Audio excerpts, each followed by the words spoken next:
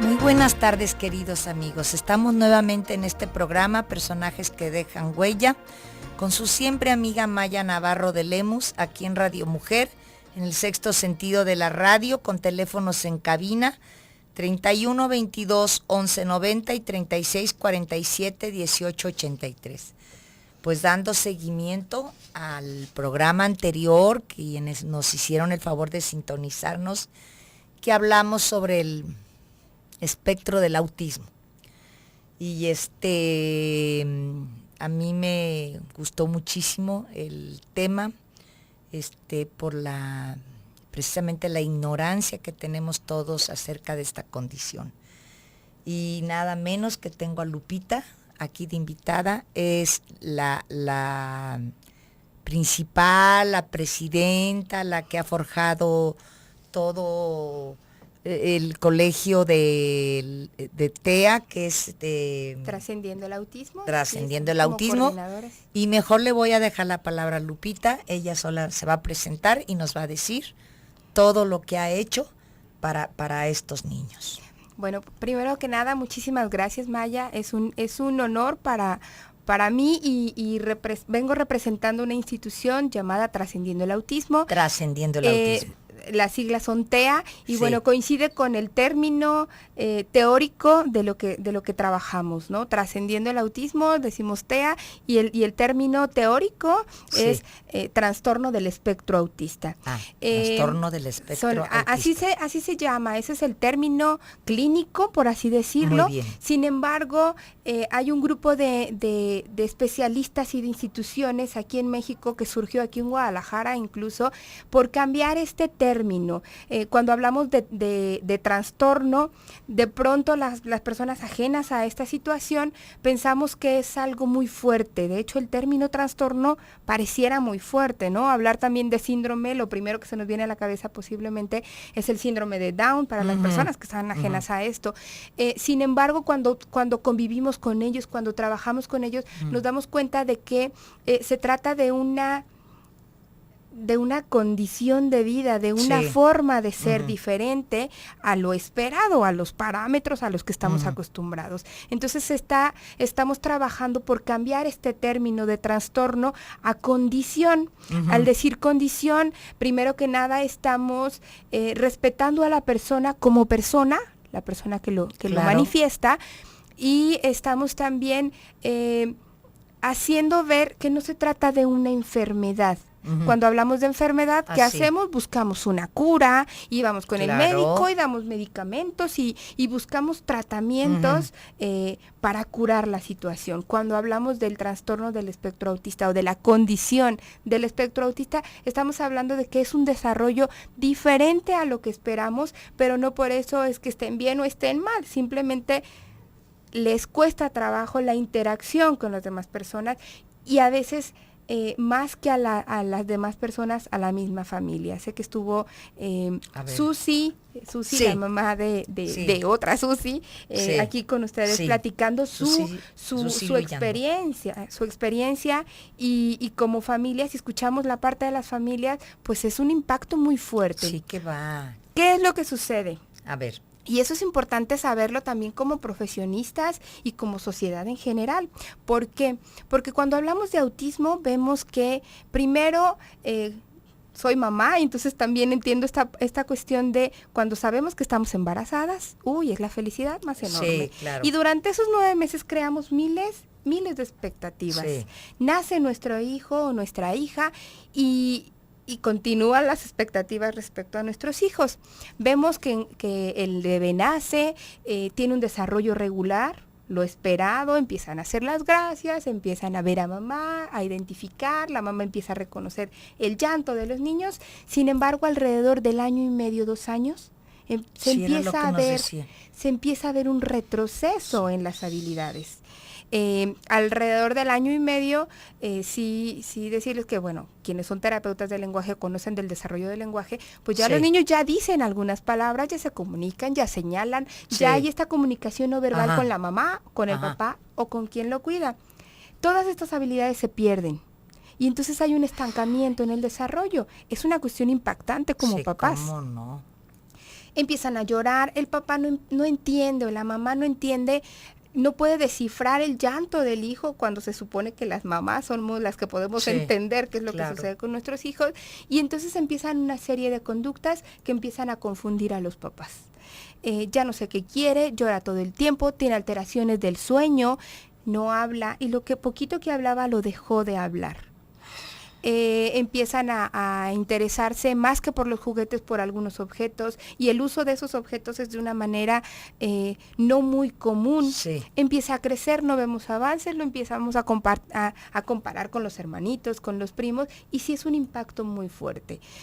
Cuando lo llevan con algún especialista porque no habla, y ese especialista sabe qué es lo que sucede con su hijo y reciben el diagnóstico, pues es muy difícil, difícil porque como especialistas te puedo decir que estamos capacitados para dar el diagnóstico, pues el trabajo no solo es con el niño, sino con toda la familia. Ay, claro.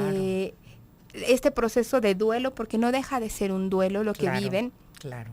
Hay que ayudar a la familia, no juzgarla. ¿Por qué? Porque como vemos, ¿cómo vas a juzgarla? Como sociedad, vemos al niño que físicamente está como cualquier otro niño. No hay una característica física que pueda definir que tiene el autismo. Es algo que siempre he dicho, al contrario, son niños muy lindos físicamente y tienen una mirada hermosa. ¿Sí? Pero bueno, no podemos meterlo en cuestiones teóricas. Vamos a ir a un corte y enseguida volvemos aquí en Radio Mujer con teléfonos en cabina 3122-1190 y 3647-1883, hablando de la condición del autismo.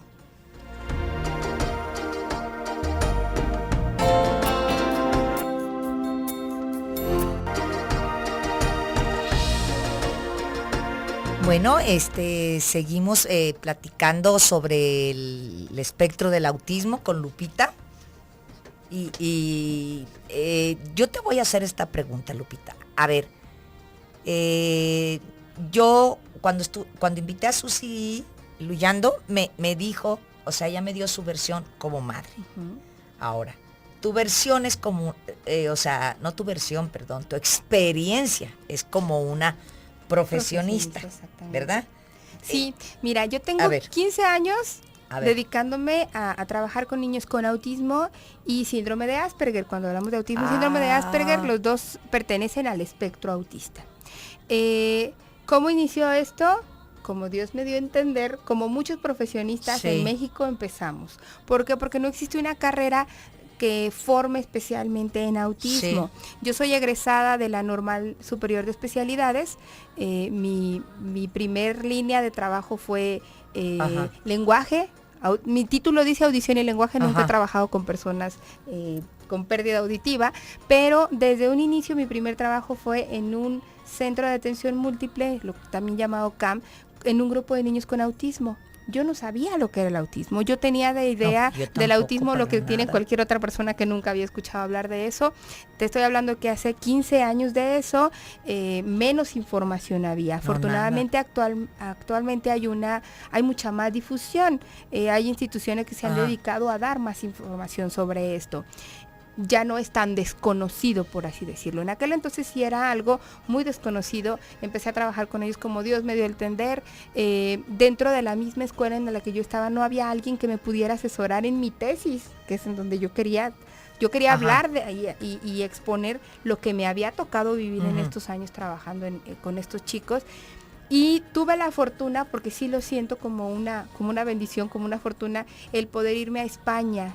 Yo conocí a una mujer, muy avanzado. Conocí a una mujer que fue hace algunos años la presidenta de la Organización Mundial de Autismo en Madrid, Isabel Bayonas. La conocí y me dijo, yo te espero en España para que hagas la especialidad. Lo escuché como, sí, algún día, y afortunadamente pues mi lugar era allá, y me tuve la oportunidad de estar hace 10 años, alrededor de 10 años allá. Hice la especialidad en intervención educativa de personas con autismo. Estuve trabajando, porque no solo era la teoría, también la práctica, porque con ellos es la práctica total. Y estuve en un centro educativo en donde tenía niños con autismo y con algunas otras alteraciones similares al autismo, en donde se veían beneficiados con ciertas metodologías, y por otra parte en una residencia para adultos. En esa parte a mí me interesaba estar en contacto, ver cómo se estaba trabajando, porque en esa parte creo que nos falta mucho en México. Ahora de regreso, bueno, tengo mi centro particular donde me dedico al diagnóstico diferencial. También estoy certificada por una asociación que se llama Enlace Autismo en diagnóstico diferencial. Y bueno, ahora trabajando y colaborando en la asociación de Trascendiendo el Autismo, pues lo que estamos haciendo es estamos siguiendo el modelo educativo de esta institución en Madrid, España, llamada Leo Kanner. ¿Y qué es lo que hacemos? Bueno, ciertamente no todos nuestros niños tienen tal cual el diagnóstico de autismo, sin embargo, presentan conductas similares al autismo y se ven beneficiados de las metodologías que trabajamos. Es un centro que no está incorporado a la Secretaría de Educación Pública. ¿Por qué? Porque no llevamos los programas educativos que marca la Secretaría de Educación Pública. ¿Cuál es el objetivo de Trascendiendo el Autismo? Es desarrollar habilidades y dar herramientas para que nuestros chicos, y digo chicos porque tenemos niños desde los 3 años hasta los 18 años, y digo 18 años porque es el más grande que tenemos, no porque sea el tope, no es que cumplan 18 años y se vayan, no, es el tope que tenemos ahorita. Lo que buscamos es que tengan mayor autonomía, mayor autosuficiencia según las habilidades que cada uno tenga. Sí tenemos un rango amplio de edad, sin embargo están separados por edades, y los programas educativos son muy específicos para nuestros chicos. Esto nos permite realmente ver los avances, y estos avances que los vean también desde casa. La mayoría de los papás que tenemos en Trascendiendo el Autismo dicen, bueno, a mí no me importa el papelito de la Secretaría de Educación, a mí no me importa que mi hijo aprenda a leer y a escribir, a mí me interesa que mi hijo pueda ir al baño solo, que pueda decirme qué es lo que les duele, porque aunque muchos de nuestros niños tienen lenguaje, no lo utilizan para comunicarse. Dentro de Trascendiendo el Autismo trabajamos dentro de grupos, los terapeutas que están frente al grupo están capacitados y especializados en metodologías y en ciertas áreas que ellos necesitan. Trabajan terapias sensoriales, que sabemos que nuestros niños tienen alteraciones sensoriales, trabajan cuestiones de aprendizaje también cognitivas para que sean funcionales. Y bueno, tenemos 2 proyectos en puerta. Uno de ellos es que nuestros grupos, los más grandes, puedan empezar a desarrollar habilidades, pero para cuestiones prelaborales. ¿Por qué? Porque tengan la habilidad que tengan, ellos pueden aprender y desarrollar, no sé, son muy específicos en su trabajo, y si les enseñas una cosa de como cierta manera, en el área que se centran lo hacen muy bien. Y poder, no sé, maquilar, empacar. Ahí estamos teniendo algunas ideas para que puedan ser más funcionales, y ellos se dan cuenta de cuando logran hacer algo y se sienten a gusto. Y el segundo proyecto es un poquito más ambicioso, pero sé que lo vamos a lograr, no sabemos en cuánto tiempo, esperemos que entre más pronto mejor, porque esperan nuestros chicos los más grandes, es la residencia. Eso se me hace importantísimo. ¿Por qué? Porque como papás, la mayor inquietud después de un proceso de diagnóstico, después del proceso de aceptación, ¿qué va a pasar con mi hijo tus hijos cuando... el día que yo no esté? Porque es muy cierto que los hermanos están, la familia es grande, pero no es responsabilidad de los hermanos. Y qué mejor que lo vean como un hermano, no como una carga. Y esta inquietud la tienen todos los papás, incluso los papás que acaban de recibir un diagnóstico de edades muy tempranas. ¿Qué va a pasar con mi hijo el día que yo no esté? También se pretende seguir el modelo de la residencia en España. Allá son de los 18 hasta los más grandes, ¿no? Allá los adultos, a los abuelos les dicen yayos, en España, y allá teníamos muchos yayos en la residencia con autismo muy funcionales. Fíjate. Y entonces no se está explotando, tenían talleres prelaborales, tenían áreas de ellos mismos lavaban su ropa, obviamente aprendían a utilizar la lavadora. Según las habilidades, unos separaban la ropa, otros ponían la carga, otros tendían la ropa. A la hora de la comida, se convierte en una familia. Ajá. Y yo creo que ese es el objetivo también de Trascendiendo el Autismo, y de Alicia Negrete, que es la fundadora de todo este proyecto, mamá de una persona con autismo, que ¿qué va a pasar con su hijo? Qué mujeres, ¿verdad? Tan sí, yo la verdad es que mis respetos. Qué mujeres. Mis respetos. He tenido la fortuna de conocer a muchas mamás así y pues aprender de ellas y apoyarlas en lo que podamos. ¿Por qué? Porque nuestros chicos necesitan este tipo de apoyos. Las familias de nuestros chicos y nuestros chicos. Entonces, es un proyecto que tenemos en Trascendiendo el Autismo un poquito más, vamos a decirlo, a mediano plazo. Esperemos que sea a mediano plazo y no largo. Pero como asociación, pues necesitamos seguir trabajando. Necesitamos que la sociedad también se sensibilice y que pueda seguir apoyando. ¿Por qué? Porque este tipo de residencias necesitan de personal capacitado que esté al frente y que apoye. Claro. Sí, claro. Yo creo que en algún momento lo vamos a poder lograr. Oye, Lupita, no, pues yo estoy interesadísima porque pues para mí, como te decía, es un tema nuevo. Porque, bueno, los que hemos escuchado, visto algo del autismo, le decía yo también a Susi la semana pasada que siempre te presentan en las películas algo, unos niños con la mirada perdida, muy dulces, muy listos. Bueno, hay varias. Yo me acuerdo una de Harrison Ford, que al niño le toca ver un asesinato, la de Bruce Willis, que el niño descifra un código y andan atrás del niño, y no sé qué, yo ahorita no recuerdo qué otra. Entonces, la de un científico, de la vida real, también. Sí, aquí entonces, ¿qué tan cierto es eso o no? A ver. Sí, a esa parte iba. Sí, hay que ver que, bueno, de pronto se le da, de repente se le da un enfoque muy hollywoodesco, ¿no? Sí. Y Hollywood tiene que ser maravilloso, ¿no? Entonces, sí, creo que han sido pocas las películas que realmente tocan el tema como debe ser. Una de ellas es, bueno, ya es muy vieja la película, sale Tom Cruise y... ¡Ay, excelente! Y Dustin Hoffman. Dustin Hoffman. La verdad es que mis respetos para este actor. Esa sí es real. Esa persona sí tiene autismo. Es una persona con autismo, con muchas habilidades de lenguaje, pero él sí tiene autismo. Sí. Sí, bueno está representando una persona con autismo. Es cierto. Cuando los hermanos se encuentran. Él puede fijarse en contar, pero el minuto está en otro mundo. Exactamente, eso es lo que sucede. Las otras películas no dejan de tener... Se mete al hogar, que es a donde quiere volver, y ya, porque, se olvidó del hermano. Porque hay que entender que nuestros chicos tienen un pensamiento muy visual. Y muy estructurado. Ellos, entre más les tengamos un ambiente estructurado, ellos se manejan mucho mejor. Estamos nuevamente con Lupita Romero aquí en teléfonos en cabina 31 22 11 90 y 36 47 18 83, y estamos hablando sobre sobre el autismo. A ver, Lupita, yo te tengo esta pregunta. Como maestra, ¿qué tan difícil es?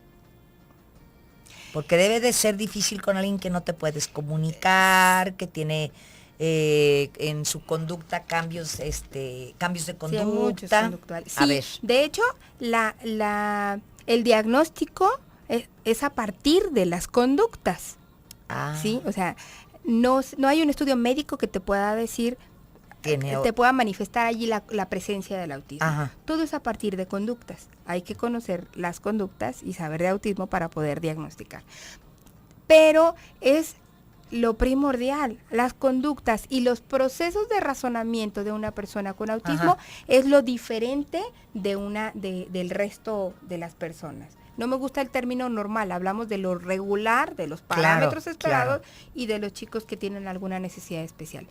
En el autismo no está implicado una discapacidad intelectual, lo que anteriormente le llamábamos retraso mental. ¿Sí? Los niños con autismo no tienen una discapacidad intelectual, simplemente sus procesos de razonamiento son diferentes. Y al ser diferentes, obviamente su manera de aprender es diferente. ¿Sí? Si nosotros como maestros, con la educación que tenemos y la formación que tenemos, queremos trabajar con un niño con autismo, obviamente nos vamos a topar con pared. ¿Por qué? Porque hay que cambiar y hay que entender el proceso de razonamiento de nuestros niños para poder presentarles la información. Por eso existen diferentes metodologías para poder enseñarle a un niño. Cuando encontramos la manera de modificar y de traducirle, por así decirlo, los aprendizajes a nuestros niños los adquieren. Y podemos encontrar personas con autismo que aprenden a leer y escribir. Podemos encontrar personas con autismo que aprenden a hablar.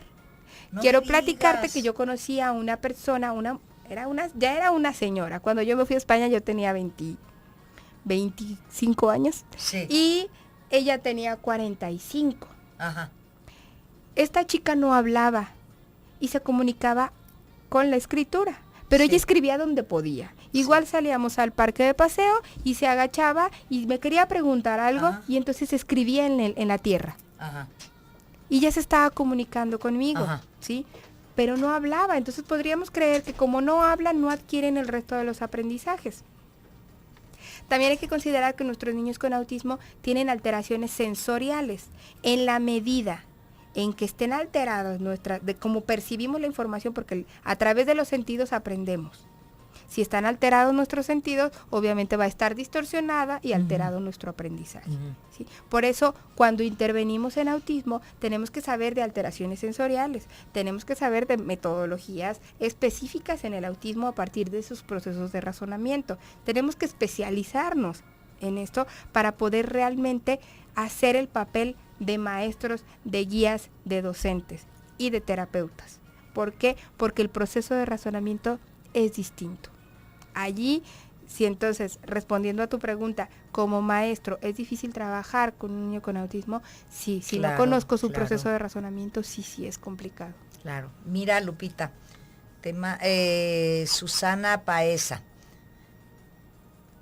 dice, felicidades a la señora Maya por abrir espacios como este y felicidades a Lupita Romero. Muchísimas gracias. No, pues yo aquí, estos programas siempre están abiertos a quien solicite y quien quiera venir aquí a este programa con algún tema, yo encantada de la vida de recibirlos. Aquí están los teléfonos en cabina, 31 22 11 90, 36 47 18 83. Me llaman y yo con mucho gusto.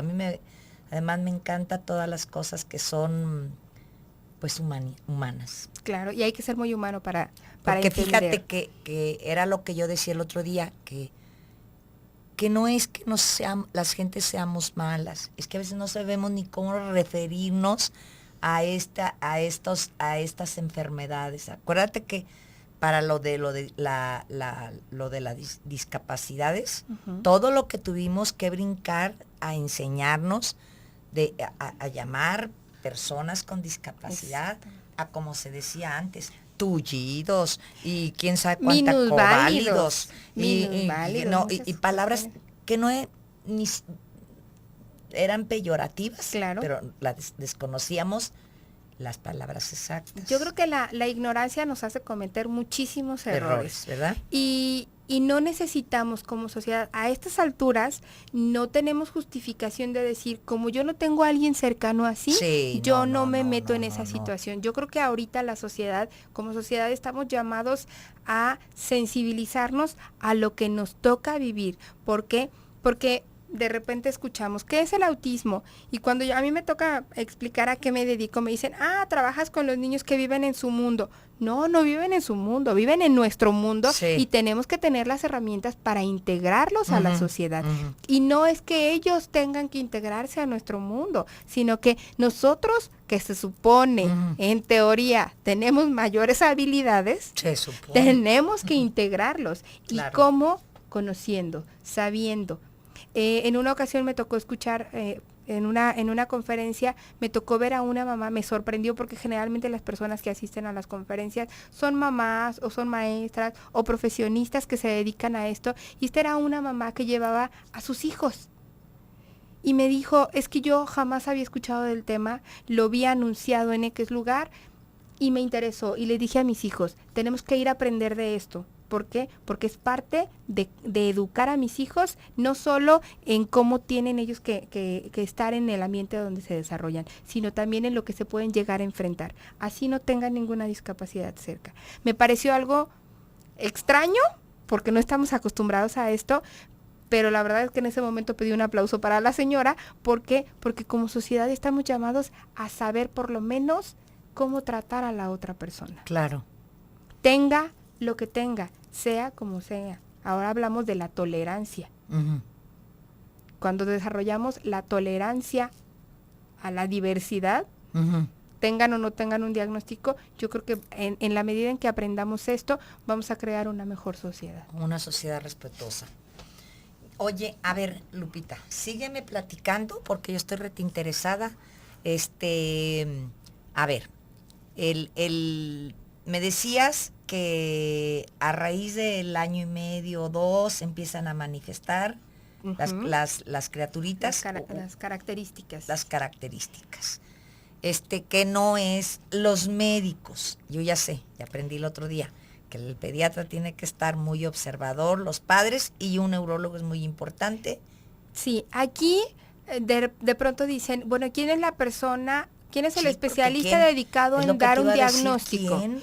Bueno, ahí va la respuesta. ¿Quién? No es exclusivo del neurólogo, no es exclusivo del psicólogo, no es exclusivo del pediatra. Lo puede dar un diagnóstico un neurólogo, un psicólogo, un mismo maestro, un pediatra que sepa de autismo. Si no sabe de autismo, por más especializado en neurología, pues no va a poder dar un diagnóstico. Claro. Aquí hay que saber, aquí la diferencia es que no hay una especialidad y no hay una carrera específica en autismo. A ver, y aquí va otra pregunta, te voy a interrumpir. ¿Pero qué tan adelantada está, no digo Guadalajara, la República Mexicana, como países como España y que tienen años de practicar de trabajar en esta condición. De trabajar en esta condición? No estamos tan mal. ¿No? No estamos tan mal como hace 15, 10 años. Qué bueno. ¿Sí? Yo creo que aquí la cuestión es que nos demos a conocer como instituciones, que la sociedad abra más espacios para darse a conocer. Ahora que el presidente Enrique Peña Nieto dictó la ley, promulgó la ley para protección a las personas con autismo, la verdad es que fue un parteaguas. Sí, ahora el 30 de abril, el día 2 de abril es el Día Mundial de Conciencia del Autismo. Sí. Y el día 30 de abril, el presidente Peña Nieto promulgó la ley de protección a las personas con condición del espectro autista. ¿Qué significa esto? ¿No existía ya algo así para las personas con alguna necesidad especial? Sí, pero el hecho de que sea específicamente para autismo es un de reconocer que estamos como sociedad y que es diferente al resto de otras discapacidades, y no es que hacer menos a otras discapacidades, es darle su justa medida a cada una de las necesidades. Un grupo de papás se reunieron para pedir este apoyo a la sociedad, y es dense cuenta que existimos. Porque te iba a decir, es una condición menos conocida. Conocemos más a los niños con Down, o conocemos más a los con discapacidad, pero el autismo no lo conocemos bien. Y déjame decirte... Ay, ya se vino otro corte. Bueno, Arturo, no he saludado a Arturo y a Jessica. Perdonen, aquí los saludo nomás cuando viene el corte. Y enseguida volvemos con Lupita Romero hablando de la condición del autismo.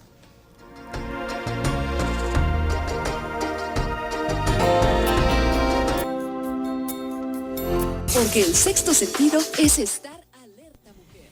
Bueno, estamos nuevamente aquí en Radio Mujer, en el sexto sentido de la radio, con teléfonos en cabina 3122-1190 y 3647-1883. Estamos hablando con Lupita Romero del espectro del autismo.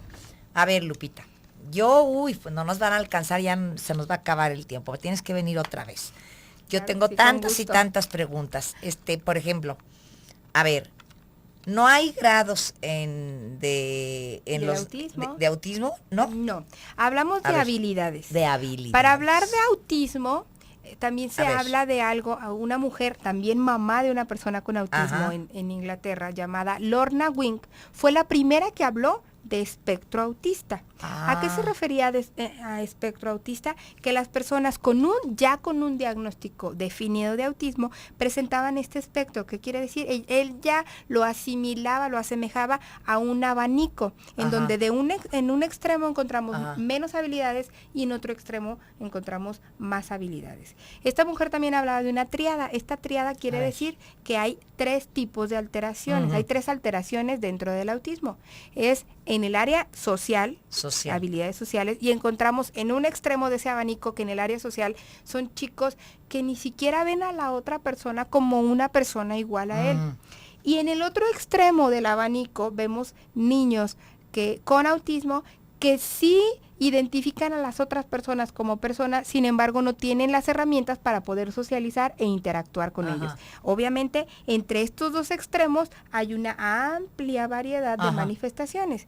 En el lenguaje podemos encontrar dentro de ese abanico menos habilidades, niños que no hablan, definitivamente no hablan y no se comunican y no tienen la intención de comunicarse. Y por el otro lado encontramos personas con autismo, con lenguaje, incluso un lenguaje muy elevado, pero no lo utilizan para comunicarse socialmente, lo que le llamamos los terapeutas del lenguaje, el uso pragmático del lenguaje.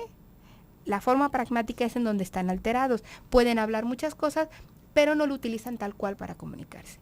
Y en la cuestión de la flexibilidad mental, encontramos personas con autismo que son muy inflexibles y que solo se mueven de cierta manera, como en la película de Rayman, en donde a tales horas es mi programa de televisión y tengo que verlo en tal lugar, con tal desayuno, son así de inflexibles. Con decirte que en esta cuestión de la inflexibilidad hay grados tan severos, tan poco funcionales, que hay una mujer, también mamá de una persona con autismo, que ella decía, se llama Hilde de Klerk, en donde ella describe en uno de sus libros que ella para su hijo era su mamá cuando traía el cabello recogido en una coleta. El día que la veía con el cabello suelto, para él no representaba a su mamá. Esa inflexibilidad tenía. ¿Sí? Y de pronto se escucha como, risa, ¿por qué? Porque incluso también hay casos en los que en una ocasión nos llevamos a un chico de campamento y es un niño que era muy autosuficiente, podía ir al baño solo, podía comer solo y resulta que ya llevaba 1.5 días que no iba al baño. Obviamente nos preocupó, le llamamos a la mamá y la mamá nos dice, a ver, asómate a ver de qué color es el retrete. No, pues es que es de color rosa. No, es que él está acostumbrado que su baño es color blanco. Y si no es blanco, no se va a sentar a hacer del baño porque para él no significa eso. A eso, en ese aspecto hablamos de flexibilidad mental. Sí. Obviamente este tipo de inflexibilidad te va a hacer más o menos funcional. Entonces, en estas alteraciones las manifiesta cada uno tan diferente porque estamos primero que nada hablando de personas y las personas somos muy diferentes. ¿Sí? Entonces, por eso pudiéramos creer que hay grados. No existen grados. Hablamos de funcionalidad y de personalidad y de temperamentos muy distintos. ¿Sí? Entonces no hay ningún niño igual. Yo tengo 15 años trabajando con esos niños y cada uno es un reto diferente. Porque todos son muy diferentes. Y entonces, por ejemplo, cuando se hacen los grupos de madres, pues cada madre en lo personal lleva un reto cada una. Exactamente, pero son muy ricos grupos de padres. ¿Por qué? Porque se comparten yo ya utilicé esta estrategia, te la paso a ver si te funciona.